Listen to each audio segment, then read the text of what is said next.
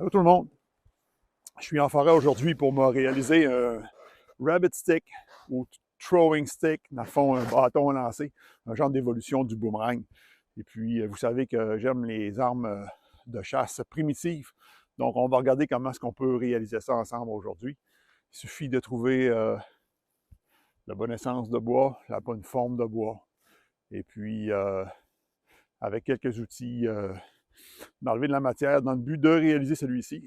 Compte, c'est un bâton à lancer, un rabbit stick, qui fait en sorte qu'on peut avoir une portée de 15 à 75 mètres selon sa fabrication et selon son talent, bien entendu, parce que ça prend de la pratique si on veut arriver à certains résultats. Alors, on garde ça ensemble, de quelle manière qu'on peut se fabriquer ce fameux rabbit stick. J'ai juste ici une pièce d'érable qui pourrait s'apparenter à ce que je recherche, c'est-à-dire un arbre légèrement coudé.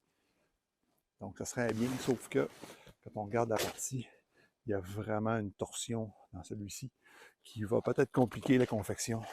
Mais c'est vraiment quelque chose du genre que je recherche.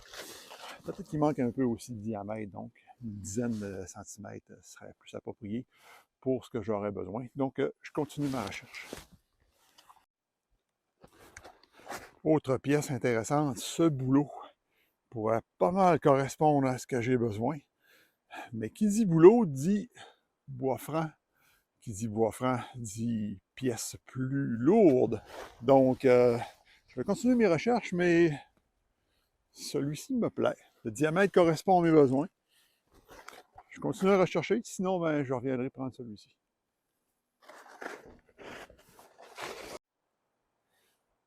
Je viens juste de trouver un pin gris qui est mort sur la majeure partie de celui-ci. Il ne reste que la tête de vivante encore. Il y a vraiment beaucoup de matière. Je vois des branches qui pourraient me plaire, telles que celle-ci juste là. Mais il faudrait que je grimpe. Quoique, il y a tout ce qu'il faut pour pouvoir grimper en toute sécurité. Puis je vois qu'il y a vraiment beaucoup, beaucoup de matière à bois gras, donc de fat wood. Ça doit être terrible. C'est un genre de saint graal de fat wood. Je vais aller voir cette branche. Bon, je suis arrivé à destination. La branche semble intéressante, mais semble avoir commencé à fendiller en plein centre. Donc, si c'est fendu, peut-être que c'est semi-pourri à l'intérieur.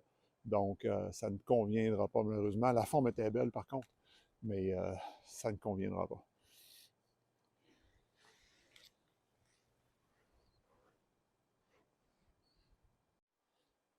Bon, je crois avoir retrouvé. Juste en haut, ici, là, tout semble parfait, diamètre, angle, longueur. On va s'approcher, on va aller voir ça. J'ai enfin trouvé la pièce de bois noble, donc en érable. J'ai vraiment une dizaine de centimètres de diamètre à la base ici, en s'amincissant à peu près à 8 cm. Donc, ce que je vais faire, c'est que je vais me servir de la surface juste ici, solide, pour enlever la matière première, dans le but de donner la forme voulue, qui va ressembler un peu à une aile d'avion. Donc, vu que le throwing stick va se lancer de cette manière, je vais devoir aplanir la partie dessous, juste là, pour lui donner une partie domée par-dessus. Une fois que ça va être fait, je vais ramener le tout à domicile dans le but de vraiment raffiner la coupe et donner une forme finale.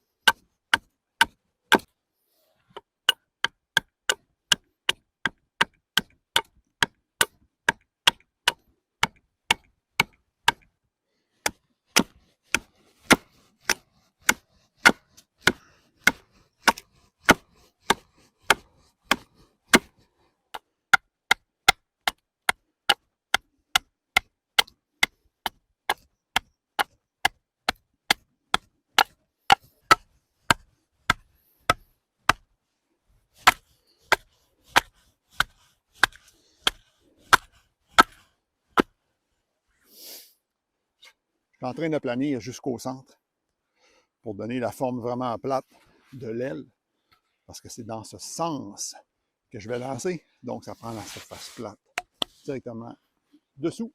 Et la partie domée, pas autant domée, là, on va avoir à peu près 18 mm d'épaisseur. Donc, la partie domée pour bien voler et se rendre à destination va être sur le haut. Ça commence à y ressembler.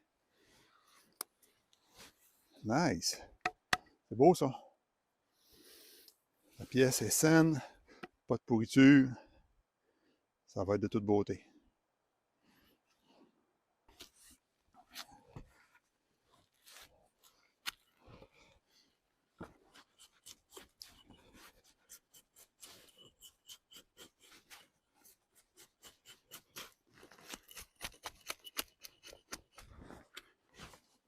J'arrive à la fin de mon premier jet. Vraiment que donc la pièce est dégrossie. On voit que le dessous est plutôt plat. C'est quand même bien réussi, malgré le fait que j'ai tout fait à la hachette. Et puis, dans le plus épais, j'ai à peu près 2 cm. Donc, on voit que c'est dans ce sens que je vais lancer le rabbit stick.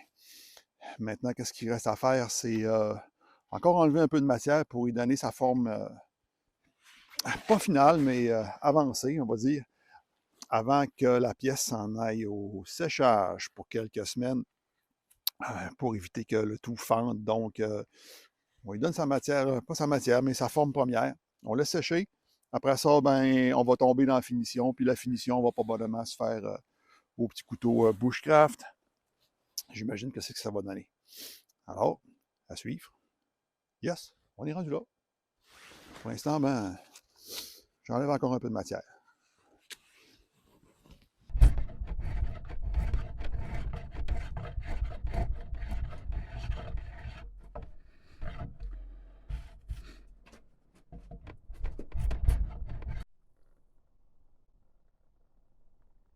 Tiens, voici l'avancement des travaux.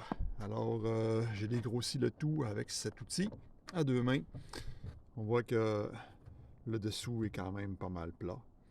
Puis le dessus commence à prendre la forme recherchée. Donc, qu'est-ce qui va se passer là? C'est que le tout s'en va au séchage. Ouais, pendant un certain temps. Pour je vais m'arranger aussi pour qu'il garde sa forme, donc je vais l'attacher sur une surface plane aussi pour le séchage. Et puis, après quelques semaines, ben, on s'en va à la finition. Bon, c'est ce que ça donne pour l'instant.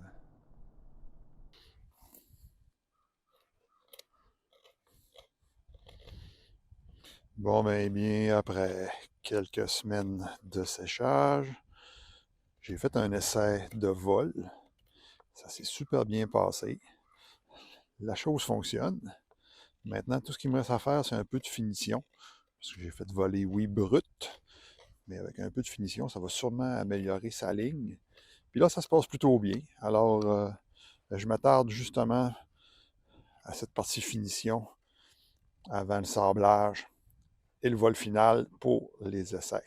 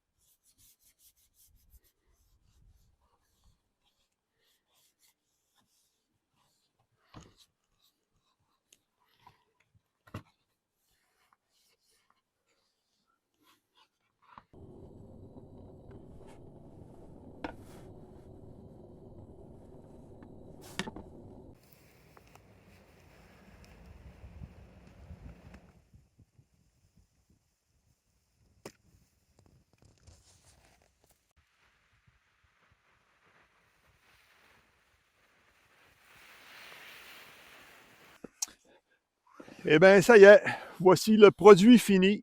64 cm, 256 grammes. On est rendu au vol inaugural. On fait ça ensemble. Bon, c'est parti les amis. Je suis dans un endroit dégagé. J'ai à peu près 45 mètres de dégagement devant moi. Alors, on essaie ça.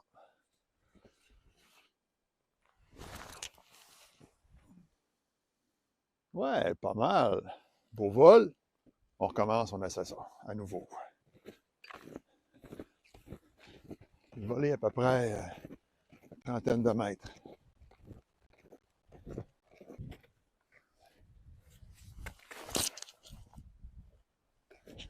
Oh yeah, ça vole bien. À date, la meilleure distance, 62 mètres. Vraiment nice.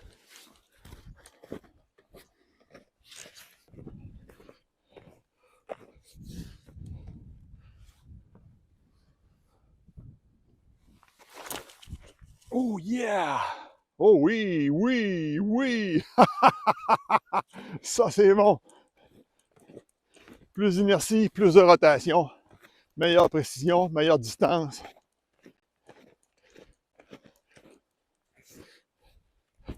Bon, ben, c'est super concluant, il va super bien. Ça prend de l'inertie, ça prend des belles rotations. Puis c'est sûr que ce qui va faire en sorte qu'il va moins bien voler, c'est s'il y a du vent latéral et des turbulences. Donc, il va s'affaisser. Mais sinon, son vol est linéaire, il fonctionne super bien. On voit ce qu'on peut faire avec seulement 4 outils pour en arriver à un certain résultat.